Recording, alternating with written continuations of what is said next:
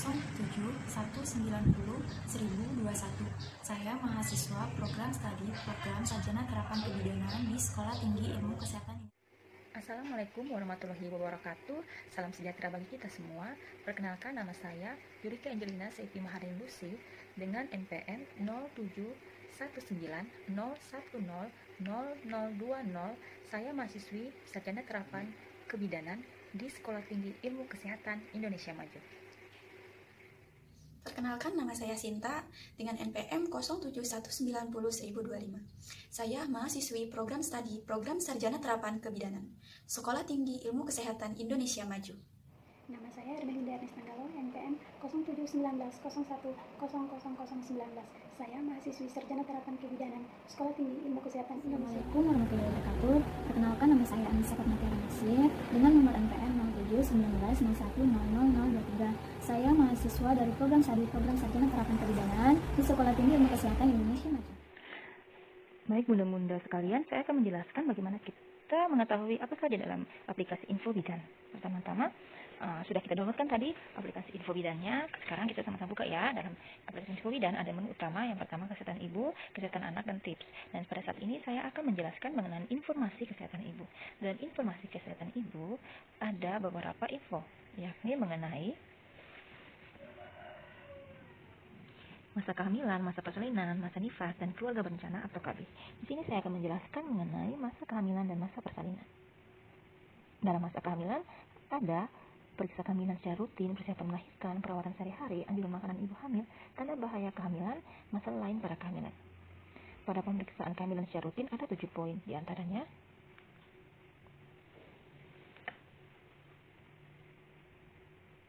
segera periksa diri ke petugas kesehatan, ukurlah tinggi badan serta lingkar lengan atas apabila saat pertama kali periksa, ketiga timbanglah berat badan setiap kali periksa, berat badan akan naik sesuai umur kandungan, keempat ukur tekanan darah dan besarnya kandungan setiap kali periksa, kandungan akan membesar sesuai dengan umur kehamilan. Kelima, minumlah 1 pil penambah darah setiap hari selama 90 hari, pil penambah darah tidak berbahaya bagi bayi. Keenam, mintalah imunisasi PT atau tetanus toksoid kepada petugas. Imunisasi ini mencegah tetanus pada bayi. Yang berikut ikuti kelas ibu hamil. Poin kedua mengenai persiapan melahirkan terdapat 7 poin. Tanyakan kepada bidan atau dokter kapan tanggal perkiraan persalinan. Kedua, suami dan keluarga mendampingi ibu hamil saat periksa. Ketiga, siapkan tabungan untuk persiapan persalinan. Suami, keluarga, dan masyarakat menyiapkan kendaraan. Keempat, rencanakan melahirkan apakah ditolong oleh bidan atau dokter di fasilitas pelayanan kesehatan. Rencanakan keluarga ikut berencana KB, dan siapkan orang yang bersedia menjadi penolong darah jika sewaktu-waktu diperlukan.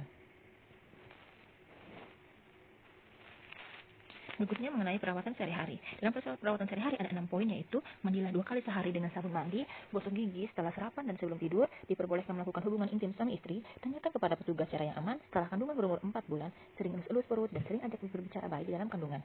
Kurangi kerja berat, istirahat berbaring minimal 1 jam pada siang hari, posisi tidur sebaliknya miring, sebaiknya ibu tidak memakai kelambu, jangan memakai obat nyamuk bakar atau semprot.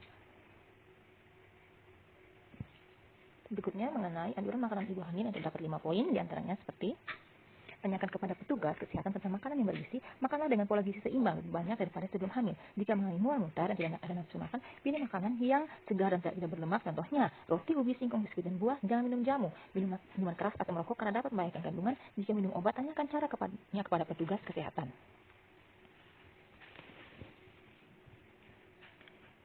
Berikutnya mengenai tanda bahaya kehamilan. Dalam tanda bahaya kehamilan, perdarahan pada hamil muda maupun hamil tua, bengkak kaki, tangan, atau wajah, disertai sakit kepala dan kejang-kejang, demam atau panas tinggi, air ketiban pada sebelum waktunya, gerakan bayi dalam kandungan berkurang atau tidak bergerak sama sekali, muntah terus-menerus dan tidak mau makan.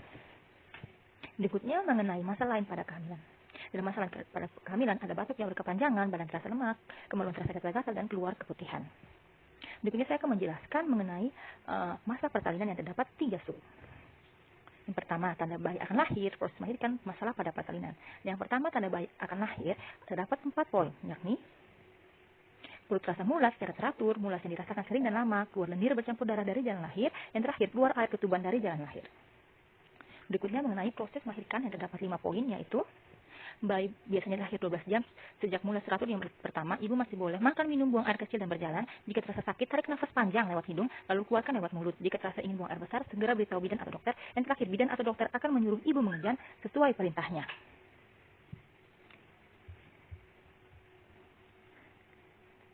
Berikut mengenai masalah pada persalinan. Yang pertama, pada rantai jalan lahir, tali pusat atau tangan bayi keluar dari jalan lahir, ibu tidak kuat mengejan, ibu kejang, air ketuban keruh dan berbau, ibu merasa gelisah, ibu merasa sakit yang hebat.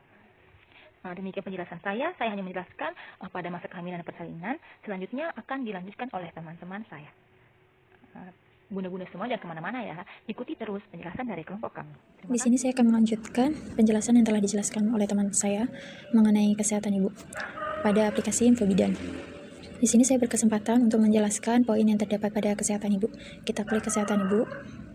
Di sini saya akan menjelaskan poin ketiga dan poin keempat. Poin ketiga yaitu masa nifas. Kita klik masa nifas. Di masa nifas ini terdapat beberapa informasi mengenai cara menyusui bayi, perawatan ibu, dan bahaya dan penyakit saat nifas. Kalian bisa klik cara menyusui bayi. Di sini terdapat beberapa informasi mengenai cara menyusui bayi. Kemudian kembali, yang kedua ada perawatan ibu. Di sini juga terdapat beberapa informasi mengenai perawatan ibu. Kalian bisa baca. Selanjutnya ada bahaya dan penyakit saat nifas. Di sini ada beberapa informasi mengenai bahaya dan penyakit pada masa nifas. Selanjutnya, saya akan menjelaskan tentang keluarga berencana. Di sini terdapat beberapa informasi mengenai keluarga berencana, seperti mengapa ibu perlu mengikuti KB, cara ber-KB bagi suami itu seperti apa, cara ber-KB bagi istri, kemudian sterilisasi. Baik, informasi selanjutnya akan dilanjutkan oleh rekan saya. Di sini saya akan melanjutkan penjelasan yang telah dijelaskan oleh rekan saya, yaitu tentang kesehatan ibu. Kemudian saya di sini berkesempatan untuk menjelaskan tentang kesehatan anak pada aplikasi Infobidan ini. Nah, untuk melihat tentang informasi kesehatan anak, kita bisa klik bagian kesehatan anak. Nah, di sini ada beberapa tentang kesehatan anak, yaitu ada bayi baru lahir, bayi dan anak, perawatan balita, perawatan anak sakit, cara memberi makan, merangsang perkembangan anak, dan membuat MPASI. Saya akan menjelaskan 4 poin. Dari yang poin pertama sampai poin keempat. Pertama saya akan menjelaskan tentang bayi baru lahir. Kita bisa mengklik ikon pada bayi baru lahir. Di sini akan keluar per poinnya lagi. Ada tanda bayi sehat, cara menyusui bayi, tindakan bayi baru lahir, cara menjaga agar bayi tetap hangat, kemudian pelayanan kesehatan bagi bayi baru lahir. Nah, ternyata poin ini masih bisa diklik loh, dan di dalamnya terdapat informasi yang tertuju pada poin-poin yang ini. Seperti tanda bayi sehat. Ketika kita diklik, akan keluar informasi tentang tanda bayi sehat. Nah, kita bisa geser dari bawah ke atas. Seperti ini. Kembali, kemudian bisa dilihat poin ini dari sebelumnya. Kita klik lagi, dan akan keluar informasi-informasi tersebut. Begitupun selanjutnya.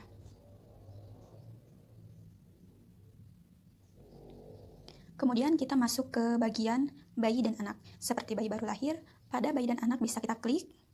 Nah, akan keluar tentang informasi perkembangan anak dan imunisasi. Ketika kita buka perkembangan anak, akan keluar informasi tentang tanda-tanda anak sehat, cara memantau perkembangan anak, tanda anak tumbuh kurang sehat. Nah, jadi bisa dibaca. Kembali lagi, ada tentang imunisasi. Sama seperti tadi, akan keluar informasi-informasi. Kemudian kita masuk ke poin ketiga tentang perawatan balita. Ketika kita klik sama seperti sebelumnya, akan keluar informasi atau poin seperti kebersihan anak, perawatan gigi, kebersihan lingkungan. Isi dari poin ini juga akan ada beberapa informasi dari poin ini. Yang pertama ada kebersihan anak. Pas kita buka, akan keluar tentang informasi-informasi tersebut. Kemudian kembali, kita buka perawatan gigi, kita geser dari bawah ke atas. Kemudian kita masuk ke kebersihan lingkungan. Seperti ini. Kita kembali lagi. Nah, untuk poin terakhir ada perawatan anak sakit. Bisa kita klik lagi. Seperti itu. Akan keluar tentang perawatan anak sakit. Seperti ada obat, batuk, diare, mencret, demam, luka, dan sakit kulit. Informasi obatnya akan keluar seperti ini. Nah, obat yang harus disediakan kepada anak sakit seperti ini. Kemudian kita kembali seterusnya ketika bayi kita batuk atau anak kita batuk. Bisa dilihat informasinya. Kemudian ketika diare atau mencret. Nah, seperti itu. Terus ada demam juga. Kemudian ada luka dan sakit kulit. Nah, jadi seperti itu saja informasi dari saya dan akan dilanjutkan oleh teman saya. Baiklah, di sini saya akan melanjutkan penjelasan yang dijelaskan oleh rekan saya. Kemudian saya di sini berkesempatan untuk menjelaskan tentang kesehatan anak pada aplikasi Infobidan ini. Nah, selanjutnya untuk melihat informasi kesehatan anak, kita bisa mengklik langsung option kesehatan anak. Kita klik. Nah, setelah itu akan muncul poin-poin seperti ini. Dan di sini saya akan melanjutkan menjelaskan 3 poin saja, yakni dari poin ke-5, cara memberi makan anak, poin ke-6, merangsang perkembangan anak, dan poin ke-7, membuat MPASI. Nah, kita langsung saja ke poin kelima, cara memberi makan anak. Kita bisa klik. Nah, setelah itu di sini akan muncul option-option cara memberi makan anak sesuai dengan umur yang kita mau. Nah, kita mulai dari umur 0 sampai 6 bulan. Kita bisa klik. Nah, setelah itu akan muncul informasi-informasi mengenai cara memberi makan anak sesuai dengan umur. Nah, contohnya umur 0 sampai 6 bulan. Seperti ini. Nah, kita bisa kembali lagi ke sebelumnya untuk melihat lagi cara memberi makan anak sesuai dengan umur yang kita mau. Nah, kita kembali lagi ke menu kesehatan anak. Kita lanjut ke poin ke-6, yakni merangsang perkembangan anak. Kita bisa klik. Nah, di sini akan muncul option-option cara merangsang perkembangan anak sesuai dengan umur. Nah, kita klik umur 0 sampai 4 bulan. Nah, di sini akan muncul informasi-informasi mengenai cara merangsang perkembangan anak sesuai dengan umur yang kita mau. Kita kembali dan selanjutnya seterusnya seperti itu. Kembali lagi ke menu kesehatan anak. Dan terakhir, kita bahas ke poin ke-7, yakni membuat MPASI. Kita bisa klik. Nah, di sini akan muncul option membuat MPASI sesuai dengan umur anak ya, yakni untuk anak 6 sampai 9 bulan dan untuk anak 9 sampai 12 bulan. Nah, untuk mengetahui informasinya bisa kita klik langsung. Nah, di sini akan muncul informasi-informasi mengenai MPASI yang sesuai dengan usia anak 6 sampai 9 bulan. Di sini juga sudah terdapat bahan-bahan beserta cara membuatnya. Nah, kembali. Lalu kemudian kita klik lagi untuk anak 9 sampai 12 bulan. Sama ya kayak tadi, di sini muncul informasi-informasi mengenai MPASI yang sesuai dengan anak usia 9 sampai 12 bulan. Di sini juga terdapat bahan-bahan dengan cara membuatnya. Ya, terima kasih, sekian informasi dari saya, kemudian dilanjutkan oleh rekan saya.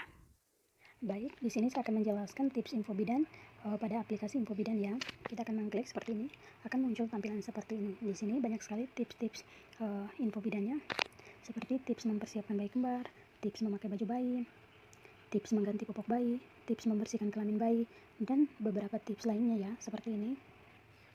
Jika ibu-ibu ingin membacanya, tinggal mengklik seperti ini, akan muncul tampilan dan beberapa informasi seperti ini. Saya akan membuka satu lagi seperti ini, mengkliknya, dan akan muncul seperti ini ya. Ini sangat membantu untuk ibu-ibu yang kehamilan pertama, untuk mencari informasi. Ibu-ibu bisa mendownload aplikasi info bidan ini. Jika ibu-ibu menggunakan HP Android, bisa mendownloadnya di Play Store, dan jika ibu-ibu menggunakan HP iPhone, bisa mendownloadnya di App Store. Semoga aplikasi ini dapat bermanfaat dan bisa membantu ibu-ibu dalam keadaan pandemi seperti saat ini. Terima kasih.